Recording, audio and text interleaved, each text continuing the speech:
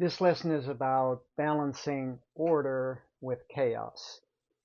Think of it this way. When you step into the unknown, out of your comfort zone, you step into chaos. And the warrior's task is to find a way to create order as they navigate that chaos.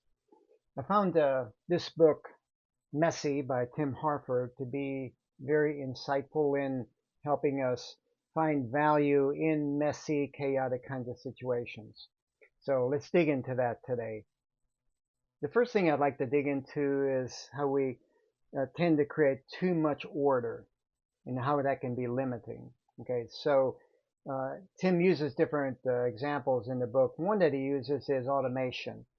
When we automate systems, then it has certain consequences. He uses the example of the autopilot. If that automation fails, then the pilots have to quickly respond to that crisis. So first of all, there's a realization here, and that is that there's a trade-off.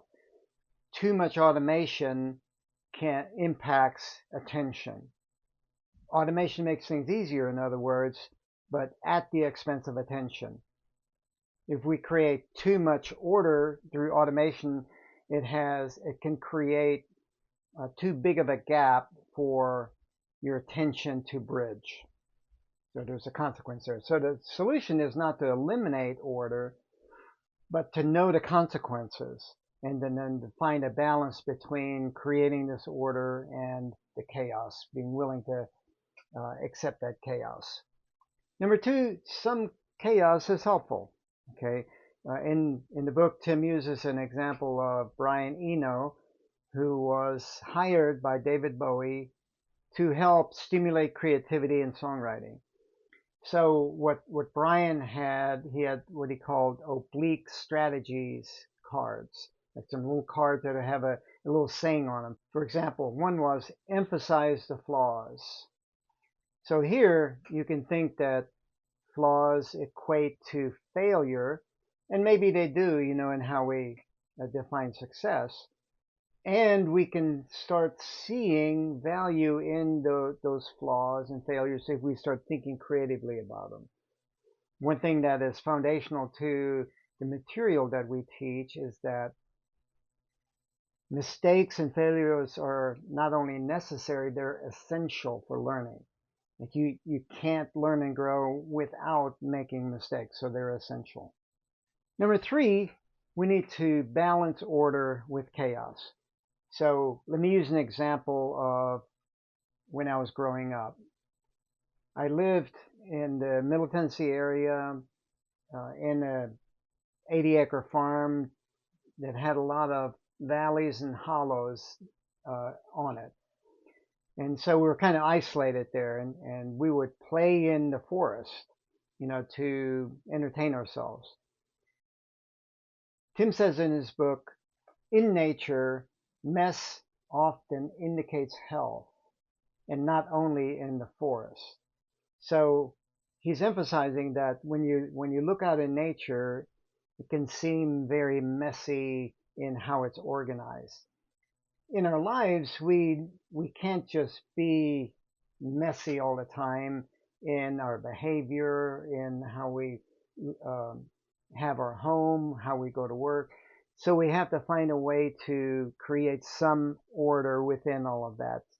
And what we did when I was growing up is we would create trails through the forest. We would use dead trees and build little forts, and play in them. And then we'd kind of get exhausted. So the order really that we were creating is not so much that the trails and the forts. There was like a visible order. The real order that we were creating is this natural cycling between activity, play, and rest. So the next concept I want to share is we need to create an order foundation. And we can look to nature, in a simple way. You can think of just the natural day-night cycle. But let's look at the breathing cycle for understanding how we can create an ordered foundation. So first of all, you can observe the breath and learn something about it. How we breathe is an indication of how reality works. So for example, you need both the inhale and the exhale. So at the foundation, there's a structure there. We need both the inhale and the exhale. In climbing, this is obvious also. We need both to stop, to rest and think, and we also need to climb. So both and. In life also, you're active during the day and you're rest at night. You need both of those.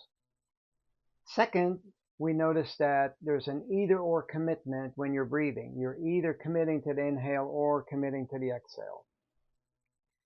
In climbing, very same thing. You need to commit to stop to rest and recover energy or commit to climbing and applying your energy. Same in life.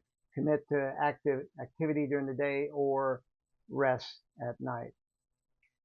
If you start mixing them, you don't do either of them well.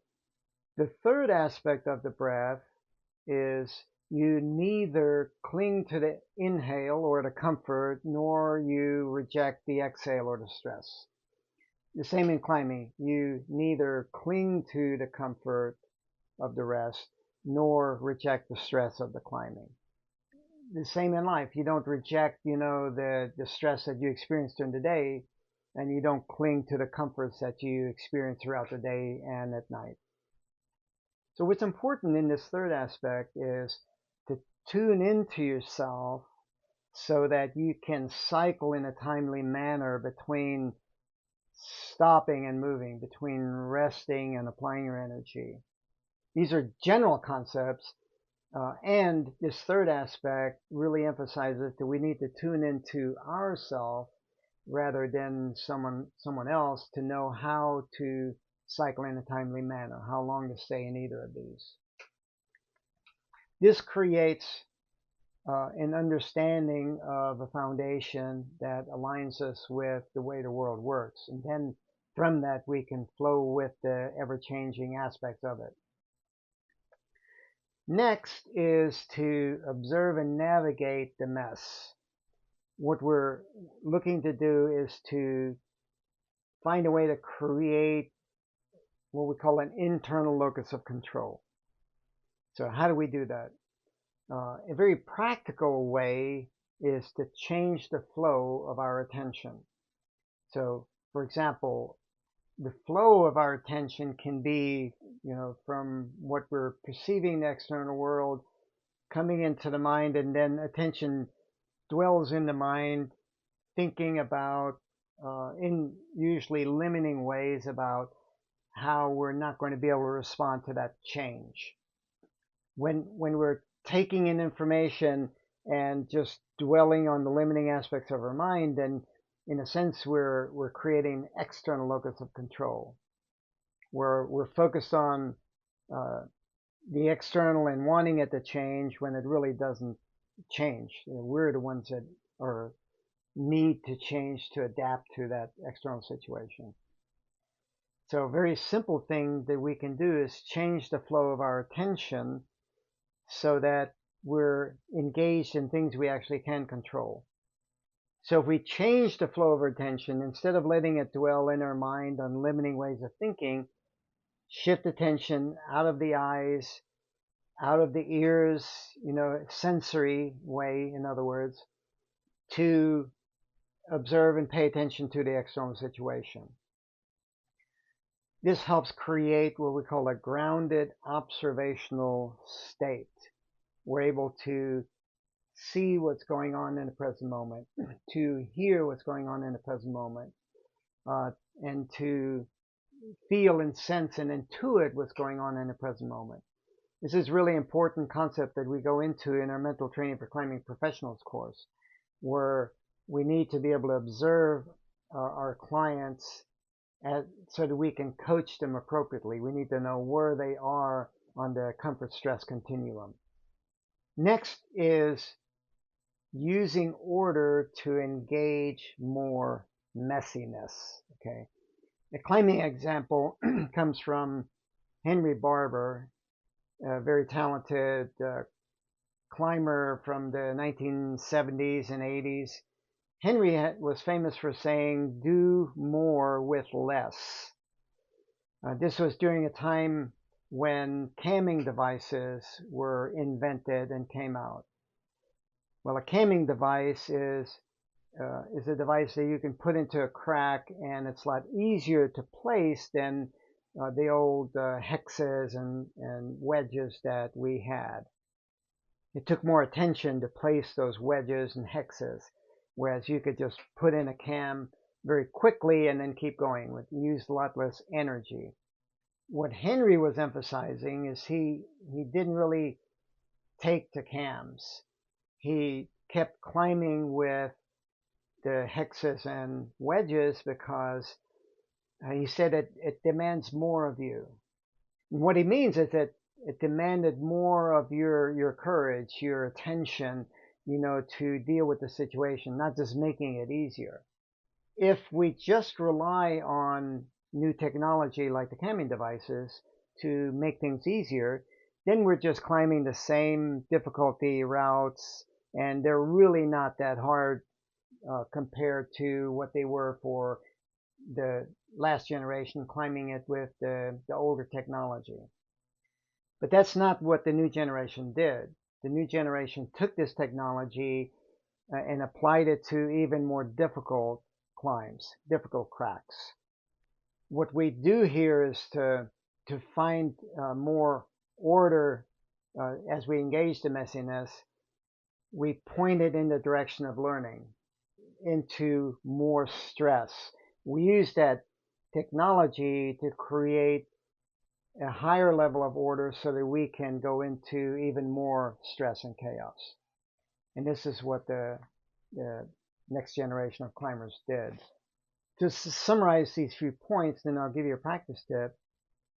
These three aspects of the breath, both end structure, the either or commitment, the neither nor as far as clinging and rejecting comfort and stress, they help us balance order and chaos. They give a foundation that's aligned with reality and helps us navigate this constantly changing, messy world.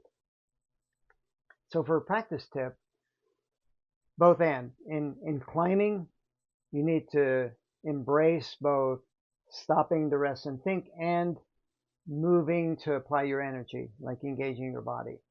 In life, you need both activity during the day and sleep and rest at night. And I know we all are very busy these days, and we tend to shortcut the amount of time that we can sleep and rest. You also need to balance time at work and personal time with family and so forth. The second aspect, either or, as climbers, commit either to stopping to recover energy and think about the next risk, or apply your energy. Don't be caught in between. The same in life. When you're active during the day, you commit to either that activity, or at night you commit to the rest activity. I know I can find myself in between sometimes where maybe I didn't finalize update my to-do list at the end of the day, and then I start thinking about that at night and I can't sleep. So we need to make sure that we're fully committed to the activity during the day and then be able to let that go and fully commit to the resting that we need to recover at night. The third aspect, neither nor, we're neither clinging to the comfort of the rest and climbing nor rejecting the stress of when we're applying ourselves, to climb between stopping points. In life, we're neither rejecting stress nor clinging to comfort. We see that they're both necessary, and this comfort stress is kind of an ongoing perpetual cycle. So what becomes really critical here is to tune into yourself so that you know when it's time to cycle into more comfort or when it's time to cycle into more stress. So that's the lesson for finding balance between order and chaos for warriors.